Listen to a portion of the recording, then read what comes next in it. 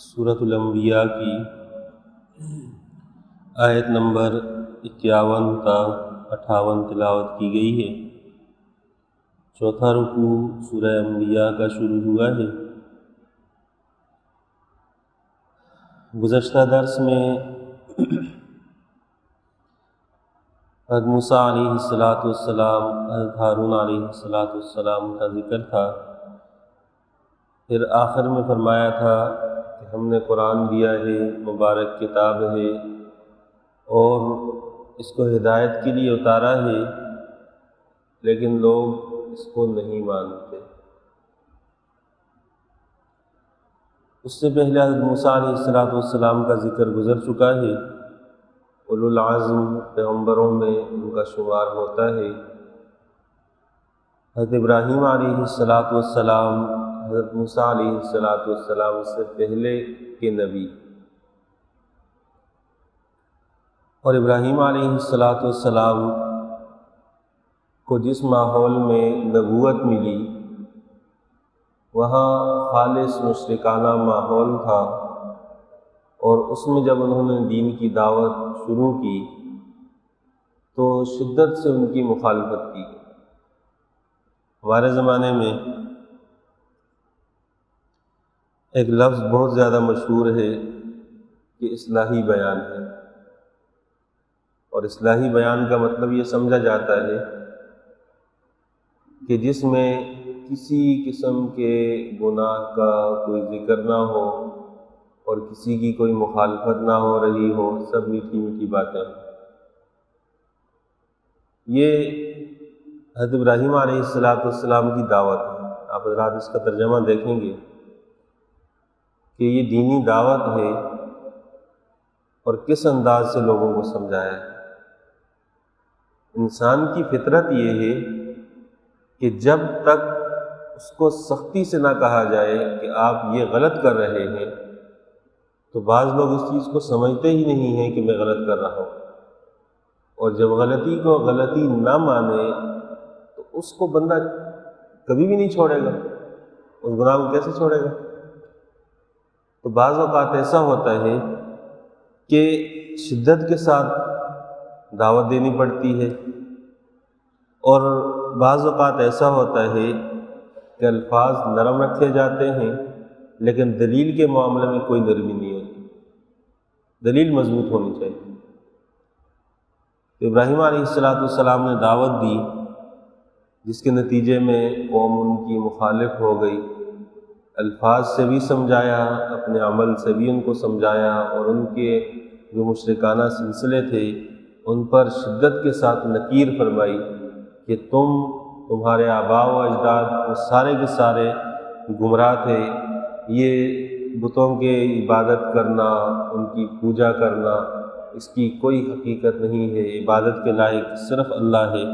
اور پھر جب وہ چلے گئے اپنے میلے میں، ابراہیم علیہ السلام نے ان کے جو بت تھے وہ توڑ دیے۔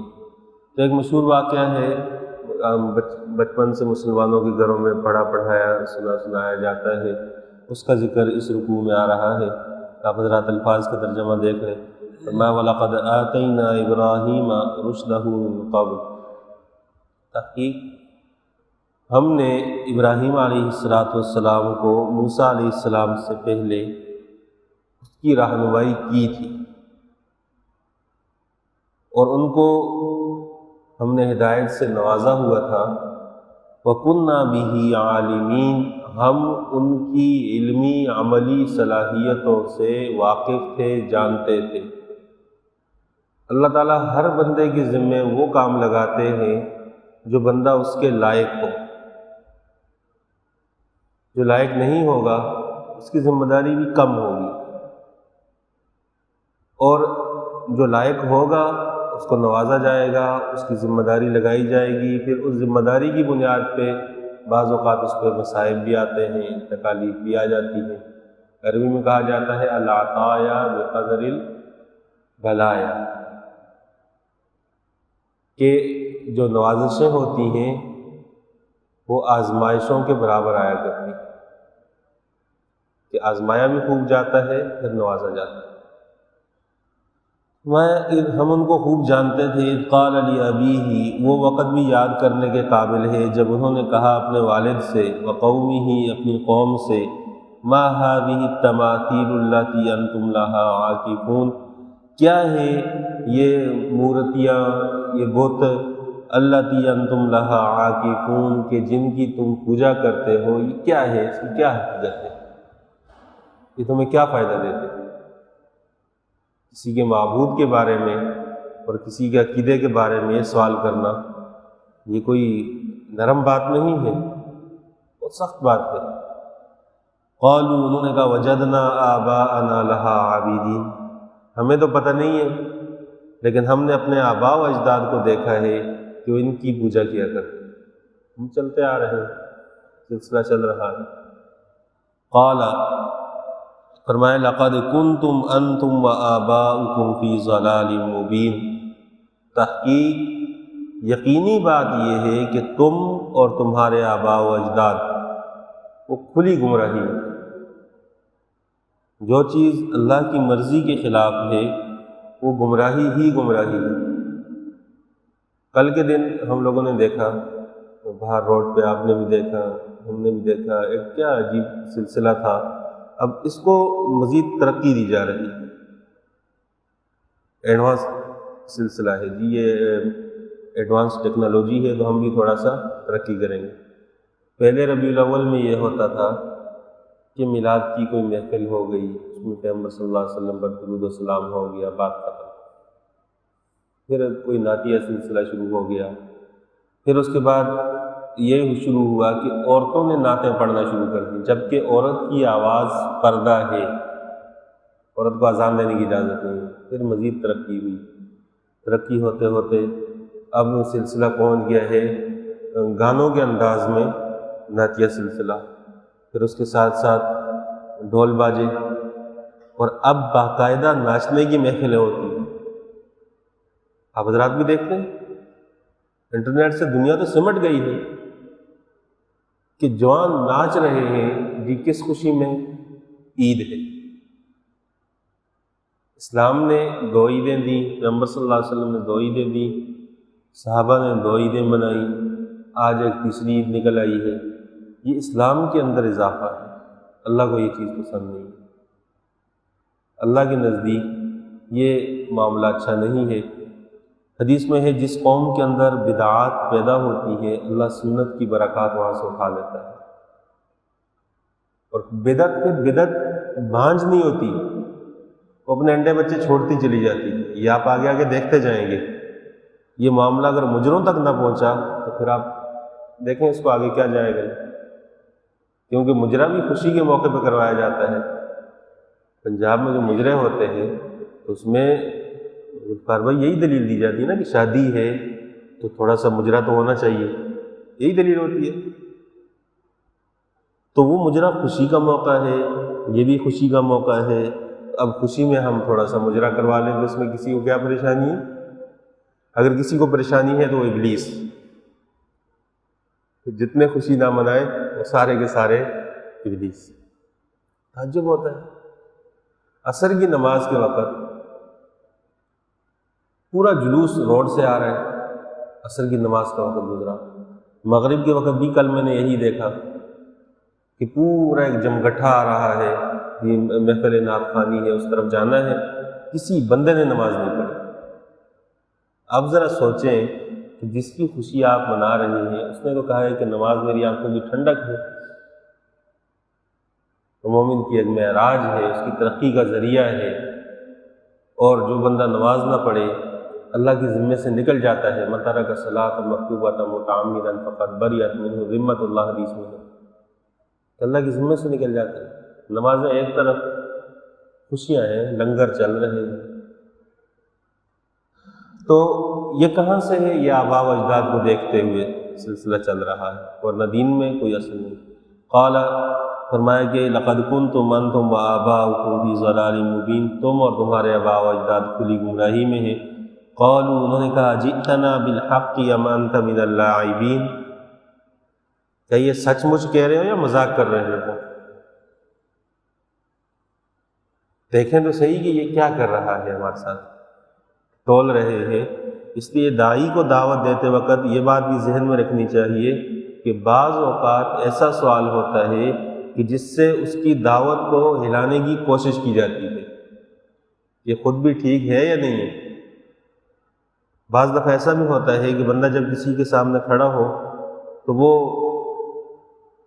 اس کو ایسا جملہ کہہ دیتا ہے۔ ہمارے حضرت فرمایا کرتے تھے کہ شخص تھے موٹے تازہ، تو ان کو انہوں نے کسی کو مکہ مارا، تو جس کو مکہ مارا وہ کمزور سا آدمی تھا، اس نے مڑ کر دیکھا اتنا موٹا لمبا چوڑا آدمی، تو اس نے کہا یہ آپ نے مجھے جان بوجھ کے مارا ہے یا مذاق میں مارا ہے؟ اس نے کہا جان بوجھ کے مارا ہے۔ تو کمزور آدمی نے کہا اگر آپ مذاق میں مارتے نا، مجھے یہ مذاق بالکل پسند نہیں ہے۔ تو بعض اوقات ٹٹولا بھی جاتا ہے کہ شاید کوئی راستہ نکل آئے۔ تو ابراہیم علیہ السلام نے کہا کہ آپ نے یہ مذاق میں کہا ہے یا حقیقت میں آپ کا نظریہ یہ ہے یا آپ ویسے مذاق کر رہے ہیں؟ تو ابراہیم علیہ السلام نے فرمایا قال بل ربکم رب السماوات والارض الذی فطرہم، میں تو حقیقت بات بتا رہا ہوں اور ساتھ ساتھ تمہیں یہ بھی بتا دوں کہ یہ بت تمہارا کچھ بھی نہیں کر سکتے، تمہارا رب تو وہ رب ہے جس نے آسمان اور زمین کو پیدا کیا ہے۔ انا علی ذلک من الشاہدین، اور میں تو گواہوں میں سے ہوں اس بات کا، اور میں اس بات کا اقرار کرتا ہوں اور میں شہادت دیتا ہوں اس چیز کی کہ اللہ نے زمین اور آسمان پیدا کیے اور عبادت کے لائق اللہ ہے۔ وَتَاللَّهِ لَأَكِيدَنَّ أَصْنَامَكُمْ بَعْدَ أَن تُوَلُّوا مُدْبِرِينَ، اور آپ تو مذاق کی بات کر رہے ہیں، میرا تو ارادہ یہ ہے کہ اللہ کی قسم میں ضرور علاج کروں گا تمہارے بتوں کا، بعد ان تولوا مدبرین، بعد اس کے کہ جب تم پیٹھ پھیر کر لوٹو گے۔ میلے پر جا رہے تھے ابراہیم علیہ السلام نے فرمایا کہ ٹھیک ہے۔ اب یہاں ہے کہ پیٹھ پھیر کر جب تم واپس آؤ گے، اور آگے سورہ صافات میں آئے گا انشاءاللہ، ابراہیم علیہ السلام سے جب انہوں نے کہا کہ آپ چلیں، انہوں نے فرمایا انی سقیم، میں بیمار ہوں، کہ مجھے تو یہ چیزیں دیکھ کر طبیعت میری خراب ہوتی ہے۔ تو مفسرین نے لکھا ہے کہ اصل میں اس چیز کا ابراہیم علیہ السلام نے کسی کے سامنے اظہار کیا نہیں تھا، دل میں فیصلہ کر لیا تھا کہ ان کو توڑنا ہے۔ تو یہ جو الفاظ ہیں کہ میں ان کا علاج کروں گا، میں ان کو توڑوں گا، یہ دل کا ارادہ ہے۔ اور وہ جو فرمایا کہ میں بیمار ہوں، اور مراد اس سے وہی دل کی انقباض کی کیفیت تھی کہ جب اللہ کی نافرمانی ہو تو دل میں ایک تنگی پیدا ہوتی ہے جو بہت بڑی بیماری ہے، اس کا ذکر تھا۔ تو یہ کھل کر صراحتاً ان کے سامنے نہیں کہا۔ بعض مفسرین نے لکھا ہے کہ اس میں دو کمزور بوڑھے تھے جن کے سامنے ابراہیم علیہ السلام نے یہ بات ذکر کر دی تھی کہ میں ان کے بتوں کو توڑ دوں گا جب یہ میلے پر جائیں گے۔ بعد میں انہوں نے مخبری کر دی۔ فَجَعَلَهُمْ جُذَاذًا، پس کر دیا ابراہیم علیہ السلام نے ان بتوں کو جُذَاذًا، جِذ کہتے ہیں ٹکڑے کو، ان بتوں کے چھوٹے چھوٹے ٹکڑے کر دیے۔ إِلَّا كَبِيرًا لَهُمْ، ہاں ان میں جو بڑا بت تھا اس کو چھوڑ دیا، اس کو کچھ نہیں کہتا ہوں۔ لَعَلَّهُمْ إِلَيْهِ يَرْجِعُونَ، ہو سکتا ہے وہ لوٹ کر آئیں، ابراہیم علیہ السلام کے پاس آئیں گے، آ کر پوچھیں گے کہ کس نے کیا ہے، کیسے ہوا ہے۔ تو جب آئیں گے تو ان سے کہیں گے کیسے پوچھو، یہ بڑا بت ہے سب سے طاقتور، اس نے کچھ کیا ہوگا، اس کی طرف جاؤ، اس سے رجوع کرو۔ تو ان کے لیے رجوع کا ایک ذریعہ وہ بڑا بت رہ جائے گا۔ جب ابراہیم علیہ السلام کے پاس آئیں گے تو ان کی طرف نشاندہی کر دیں گے۔ جب لوگ میلے سے واپس آئے تو انہوں نے آ کر ابراہیم علیہ السلام سے بات چیت کی، جس کا ذکر اگلی آیات میں آ رہا ہے، انشاءاللہ کل کے درس میں پڑھ لیں گے۔